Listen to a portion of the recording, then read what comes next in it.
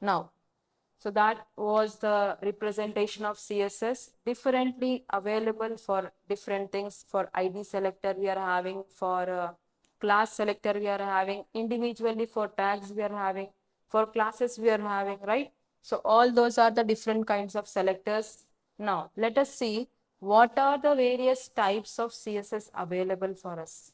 So far you are discussing about CSS, styling of it, aligning it, centering it, coloring it, fonting, giving the font size, images, and so on, right?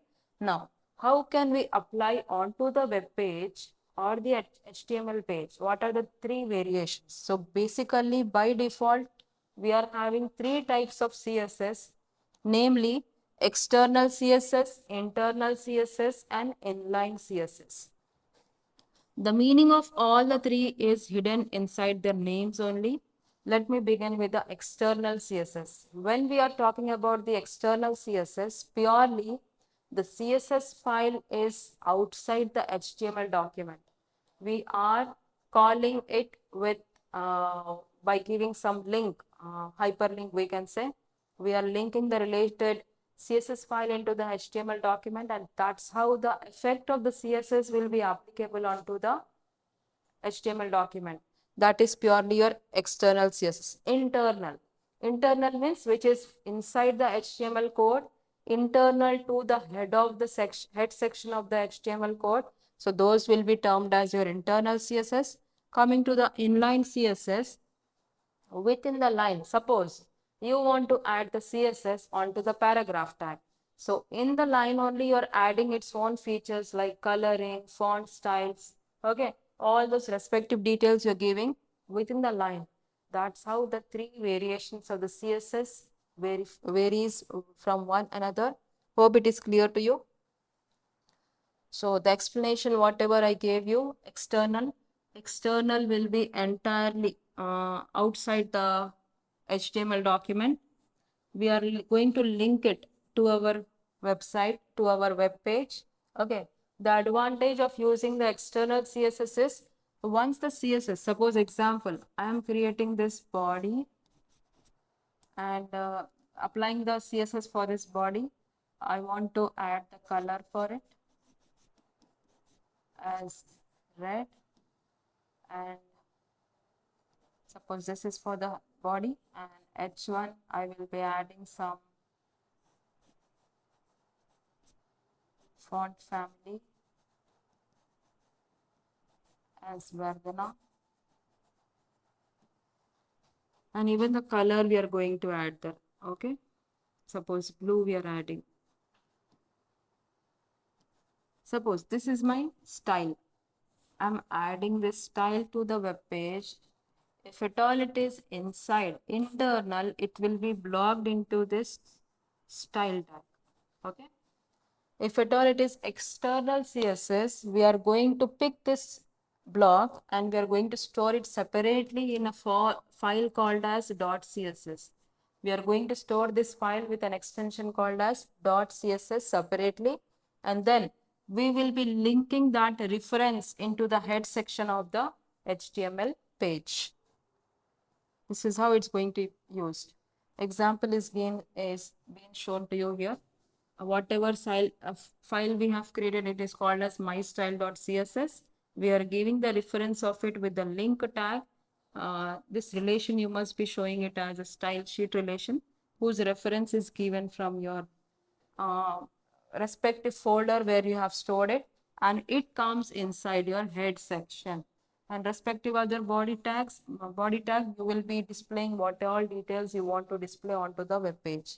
Okay. So this is an example for the external. Major points to remember here in the external CSS is, we will be making use of the link tag. It will be used in the head section. It will be making use of an attribute called as rel, which stands for relationship. How is the relationship of this link tag? It's acting as a style sheet. Okay. And the reference of your CSS file we will be passing in the head section, followed by the body of the HTML. Whatever the tags and display you want to show onto the web page, you will be doing so in your body section. So this is going to be your external CSS. Okay. What all points I told you, Everything is covered here. You can go through it. Remember this point. Yes, another important point. The CSS file should not contain any of the HTML tags. You are not going to write any of the HTML tags in your CSS file. Very, very important point. We are purely going to write only the styling content into it with respective to color, font, alignment, centering, respective other detailing that we will be giving the looks of the web page, okay, but not the content of it. HTML document will work on the content, CSS will work on the styling of it. So this is an example of .css file. What we are having here. Do we have any of the HTML tags here? No, nothing is there. We are just holding the selector and its description followed with a property and its value, right? Followed by h1 tag, its color we have given and its alignment, left margin, how it should start. Now, coming to the next type of CSS, which is internal CSS. So, internal term is specifying that this style we are adding into the HTML document inside. Okay, internal stands for inside. We are adding the feature of this styling inside the document of HTML, where in the head section. Okay, so what happens here? You have seen, I think we have an example here. So in your HTML document, execution I have shown you separately, but still I want to explain here. So this is my head section. Inside the head section, this style goes, and whatever like you want to apply on your p tag. Okay, so what all the declarations you want to make for your p tag and so on, that you will be doing so.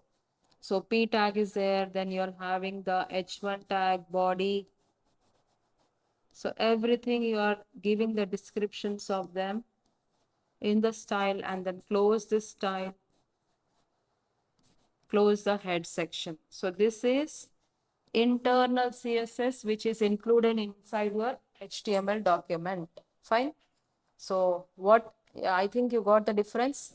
External CSS, we are storing separately, .css file outside it. Internal CSS, inside the head section, we are applying the styling features of it. Okay? Inline.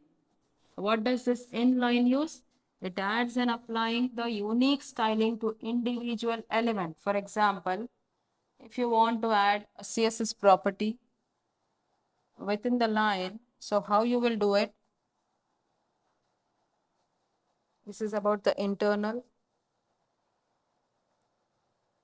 example of the external is this. Yes. Yeah, if you see this one, this is our internal CSS. We are applying the features of the h1 tag inside the head section. Okay, and that is, and even we are adding separately additionally external CSS as well to this page. Both internal and external CSS are applicable onto this web page. You see the difference here. So if the internal style is defined after the link to the external style sheet, then how this h1 is working, you see here. So when the external CSS is being added there, okay, like I have certain features into my this file, and internally also we are adding certain features to my h1 tag. So what is going to be affecting there? Okay, so since I have given here orange, that's the reason it's taking the current CSS, whatever we are giving, that it will be considered. The style of this document is a combination of both external and internal one. Whatever the other additional features we are giving there, it will consider from there and as well as from the internal. In this example, if we are not adding the internal CSS, okay, if we are adding this external CSS back of it, if suppose first we are adding the internal CSS to it, and then we are adding external CSS, then what is applicable? The current what state is available in the external, that will be applicable, because in the h1 tag I have mentioned the color to be red, but still it is indicating there in blue color. That means it is considering the current, means External link is the highlighted or the current styling that it is using applicable onto it. So it will be applicable, applying that features on the H1 tag, which is in navy color. So that is an example of it.